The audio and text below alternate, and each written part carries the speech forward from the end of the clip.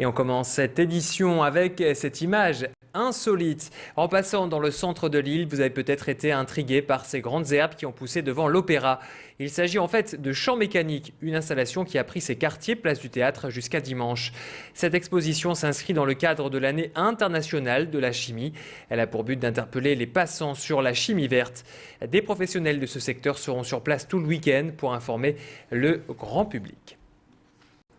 On enchaîne avec du football. Il va y avoir du sport ce week-end avec ce choc de la Ligue 1. Samedi à 21 h, gros match en perspective. Le LOSC reçoit le RC Lens pour la 21e journée de championnat. Après le match contre Wascal le week-end dernier, les Dogs enchaînent donc les derbies et surtout les matchs à domicile. Entre la Ligue 1, l'Europa League et la Coupe de France, la pelouse du Stadium Lille Métropole a beaucoup souffert. Les conditions climatiques sont compliquées et été compliquées en décembre. Elles n'ont rien arrangé. Hier, le terrain a tout de même été bâché pour éviter que le gel ne fasse plus de dégâts.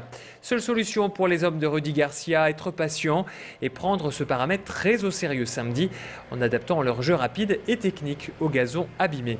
On va écouter à ce sujet Frédéric Paquet, directeur général adjoint du LOSC, au micro de Frédéric Regnault. Il s'avère qu'il n'y a pas de vraie bonne solution. C'est-à-dire que si on, vu la répétition des matchs qu'on va enchaîner là, à partir de ce week-end, si on changeait la pelouse, elle n'aurait pas le temps de prendre, donc de durer, ce qui fait que à la prochaine grosse pluie, tout repartirait, à l'exemple de ce qui s'est passé à Brest par exemple. La luminothérapie ne réglerait pas le problème immédiatement. Donc en fait, la seule chose qu'il faut faire, c'est être patient. Et à noter que ce derby Lille-Lens jouera à guichet fermé. Toutes les places sont déjà vendues. Le LOSC, qui je vous le rappelle, recevra Nantes mercredi prochain pour les 8e de finale de la Coupe de France. En effet, le week-end dernier, les Dogs ont croqué les Wascaliens en s'imposant 1-0 en 16e de finale. Une semaine après ce derby plutôt inattendu, l'excitation et l'adrénaline commencent doucement à retomber du côté des Wascaliens. Bien sûr, ce match restera gravé dans leur mémoire pour longtemps. Mais cette semaine, retour à l'entraînement avec en ligne de mire le prochain match en CFA2. Demain, Wascal se déplace à Arras. Un retour à la réalité que le club va devoir gérer, car après ces bons résultats, Wascal est forcément attendu au tournant. On va écouter l'entraîneur du club, Régis Bogart, au micro de Frédéric Regnault. Je ne pense pas qu'on puisse parler de gloire quand on vient de disputer 2 matchs. Mais par contre, c'est vrai que l'hypermédiatisation, je pense, va donner au moins dans les semaines qui arrivent ici une force supplémentaire, je veux dire, à nos adversaires. Je pense que nos joueurs ne pourront pas être surpris parce qu'on va leur expliquer. Ils devront quand même être attentifs parce que tout en leur ayant expliqué, ils le verront au fur et à mesure sur le terrain. Et déjà dès samedi soir, enfin dès demain soir, on aura déjà une réponse face à une équipe qui en plus actuellement va très très bien, qui je pense a également encore de vraies belles ambitions. On va voir comment on va être capable de répondre. Et puis sport toujours ce week-end. Rendez-vous au Touquet pour l'Enduropal. Samedi, 800 pilotes s'affronteront sur des engins à 4 roues pour le Quaduropal avant de laisser la place aux motards dimanche à 13 h. Près d'1 millier d'entre eux s'en lanceront pour la 6e édition de cette compétition. Tout le week-end, les plus grands noms et les plus grands pneumologues de la langue française se donnent rendez-vous à Lille Grand Palais pour un grand congrès qui s'est ouvert ce matin. Près de 5000 personnes sont attendues.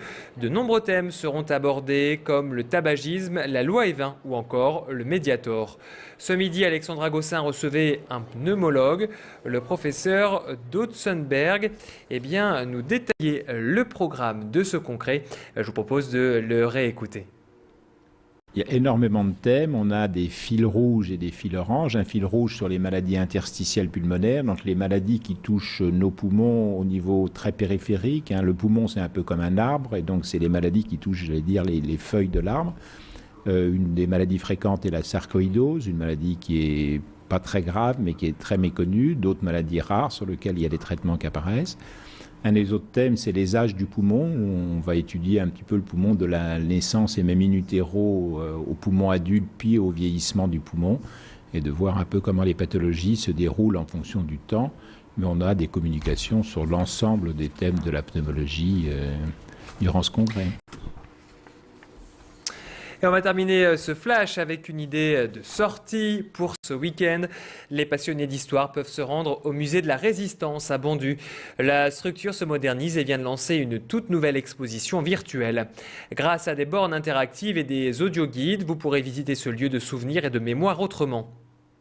De 1940 à 1944, ce fort a été occupé puis détruit par les forces allemandes et 68 résistants ont été fusillés. Grâce à ce nouveau système high-tech, le visiteur peut donc se mettre dans la peau d'un résistant et plonger dans l'ambiance lourde de cette guerre. Le musée met également à l'honneur les Tziganes, le Nord-Pas-de-Calais, la seule région de France qui a connu des déportations de cette population. Alors pourquoi avoir choisi d'installer ces bornes? On écoute les explications de la coordinatrice de ce musée au micro d'Élodie Bernachon. Elles font partie vraiment d'un nouvel équipement qui a pour but de rendre la visite encore plus interactive. Donc cet équipement, donc, il y a les bornes, mais également des audioguides avec lesquels on peut faire une visite qui est accompagnée de bruitages de l'époque, hein, des bruits de bottes, des avions en piqué, etc. Alors le plus, c'est d'une part donc, de faire une visite qui est vraiment agrémentée de cet aspect interactif et de cet aspect vivant, mais aussi de faire un peu une visite à la carte, notamment au travers des bornes. Ça permet de sélectionner les thèmes auxquels on tient le plus, qui nous tiennent le plus à cœur, et de pouvoir consulter les documents qui s'y rapportent. C'est la fin de cette édition. Merci de l'avoir suivi. Dans une poignée de secondes, on va se retrouver pour votre météo. L'infotrafic, toujours en direct. Conditions de circulation très compliquées ce soir. On va le voir plus en détail, notamment sur l'autoroute 1 et la 25. Restez avec nous.